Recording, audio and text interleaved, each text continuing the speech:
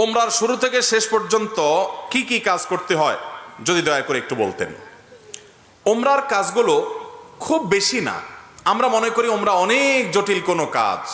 ওমরা পারফর্ম করা এটা খুব সহজ একটা কাজ।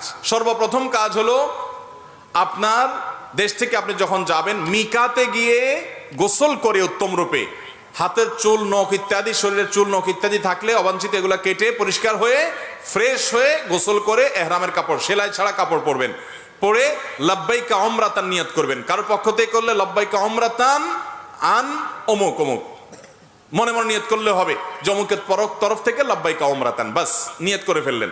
এরপরে আপনি রওনা দিবেন।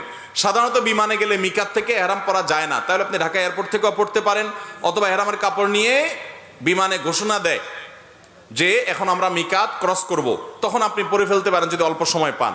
আর নাহলে এখান থেকে এহরামের কাপড় পরে থাকলে নিয়তটা তখন করলে